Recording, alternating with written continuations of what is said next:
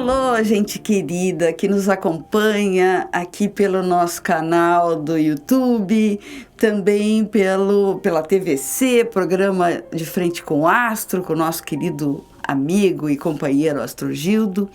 Estamos aqui de novo para continuarmos a falar sobre aquele nosso mentor, nosso poeta, nosso prosador, nosso contista, jornalista multifacetado, que é este que está aqui do meu lado, que é o Francisco Lobo da Costa. Ele é a tônica dos nossos diálogos e vai continuar sendo sempre. Bem, no último episódio, e por falar em último episódio, se você perdeu algum no programa do Astro Gildo ou deixou de acessar o canal, você pode revê-lo ou vê-lo pela primeira vez no nosso canal do YouTube. Então, segundo o último episódio, nós estávamos dizendo que a partir de 1886, Francisco Lobo da Costa não mais saiu de Pelotas. É verdade. Mas, antes disso, em junho de 1885, o nosso Francisco está em Pelotas. Já havia viajado e retornou doente, muito enfraquecido. Então, ele mesmo vai por sua conta para o hospital. Qual hospital? A Santa Casa de Misericórdia de Pelotas, que agora nós vamos ver uma foto da época do Francisco. No seu quarto de enfermo, Francisco recebe dezenas e dezenas de pessoas diariamente. Quem são essas pessoas? São velhos conhecidos, são poetas, são poetisas, são moças da alta sociedade acompanhadas de seus familiares, são ex-escravas que cuidaram do nosso Francisco quando era muito pequeno, e também pessoas das regiões em torno de Pelotas, de outros municípios como Arroio Grande, Jaguarão, Pedro Osório, né? De Bagé, e o Dom Pedrito e outros tantos. Então, o que acontece? É uma romaria constante que vai desde o amanhecer até o final da tarde. A Santa Casa já estava com problemas até de deixar entrar esse povo todo que o queria visitar no seu quarto minúsculo que ele estava. Bem, e o que esse povo ia lá?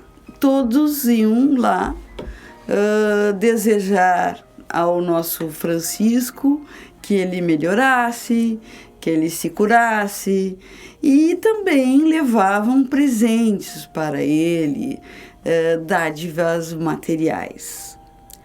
Então, Francisco, que sempre foi muito emotivo e sensível, agradecido, o que ele faz? Retribui essas visitas, né? Fazendo para cada visitante um pequeno poema. Então ele escreve bastante, versos e mais versos. E todos esses versos, realmente, quase todos se perdem. Até nosso Antônio Joaquim Barros dos Santos. Quem é este Antônio Joaquim Barros dos Santos? Ele era casado com Silvana Arruda. Silvana Arruda? Ué, pelo sobrenome, quem era a Silvana? Silvana tinha um apelido característico que era Sinhá. E ela era irmã da nossa Elvira. Então, o esposo, a Silvana, ou seja, a Sinhá, e mais a filha do casal, Arabella, uma menina de 11 anos, visitaram Francisco várias vezes no seu leito de doente. E o que isso aí vai fazer no Francisco? Isso aí vai fazer com que o nosso querido Francisco se lembre muito, de quem? Da Elvira, né?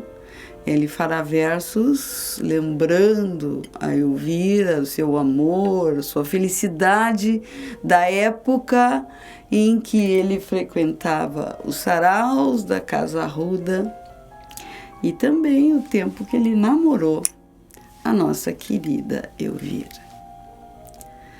Bem, mas o nosso Francisco agora está no hospital e por conta própria, né? Ele continua com o corpo debilitado, está ainda com o problema do vício alcoólico, mas a sua alma, o seu espírito não se abate. E ele faz o quê? Ele escreve cada vez mais. Ele segue os acontecimentos do mundo, do Brasil, de Pelotas, e escreve bastante, muito, e se entusiasma com isso. Bem, então nós estamos vendo que o Francisco estava hospitalizado, aí ele teve uma melhora e, após essa melhora, os médicos davam alta para ele. E aí, o que ele faz? Ele resolve, então, viajar de novo, né? Ele vai viajar e vai agora para Bagé, onde tem importantes famílias que o amparavam e onde ele se vê, como sempre, rodeado de mimosas moças que viam na sua personalidade de poeta um ídolo. Então ele se sente muito bem em Bagé, muito bem nesta sua estada lá, em várias famílias importantes. E, de novo, quando ele se sente bem, ele vai, então, tocar piano, vai declamar e vai fazer sonhar e encantar todas aquelas moças que o acompanham em pequenos saraus nesta parte de Bagé. Então, são vários e lindos poemas que ele compõe em Bagé, como Desespero, Flores do Coração, Gratidão, e essa gratidão é para o Tenente Coronel Costa, e também Gealdipa e Creta, que é um poema bem interessante que ele faz para duas pessoas especiais. E nós vamos ver esse poema depois. O ano de 1886 já começa com um objetivo do Francisco. Ele se sente mais debilitado do que anteriormente e resolve não mais viajar. E nessa época ele se encontra ainda mais dominado pelo vício do alcoolismo. E vamos ver um Francisco quase que maltrapilho, sem dinheiro, também adoentado e percorrendo as ruas, as tavernas e as casas de amigos buscando bebida. improvisando versos. Sem ter como pagar essas bebidas que o seu organismo pedia e reclamava, ele dá em troca de um cálice de algum produto alcoólico, poesias. E vai assim improvisando ao acaso. São centenas de versos que se espalham e se perdem, como que lançados ao vento. Dessas pessoas, como Bernardino Vanoli, que frequentemente procurava visitar Lobo, ir nos lugares em que ele frequentava, é uma prova de que essas poesias, esses poemas que ele escrevia e dava aos seus amigos, eram utilizados para tirá-los do seu devido autor, que era o Francisco, e colocar numa outra assinatura. O Bernardino Vanoli é um exemplo. Ele sempre ganhava e recebia lindos poemas do Lobo e depois esperava um tempo e os publicava, né, como se fossem dele, Bernardino Vanoli. O Francisco se importava com isso? Não. Ele até gostava quando o Vanoli o procurava, porque ficavam conversando, ele fazia um verso, dava outro, bebia também, porque, claro, ele já estava com um problema de alcoolismo muito sério. Então, passavam umas horas agradáveis, né? Apesar de pessoas como esse Vanoli estarem extorquindo poesias do nosso Francisco Lobo da Costa. Então, para que nós não acabemos o nosso episódio só com esse sentimento de tristeza pelo Lobo, etc., e eu não sei se ele vai ficar tão triste assim mesmo, né? Nós vamos ver o outro episódio.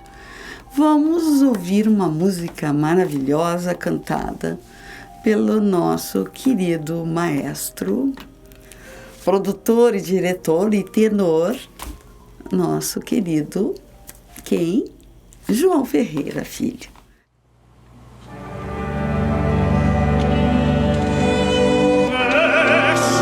Oh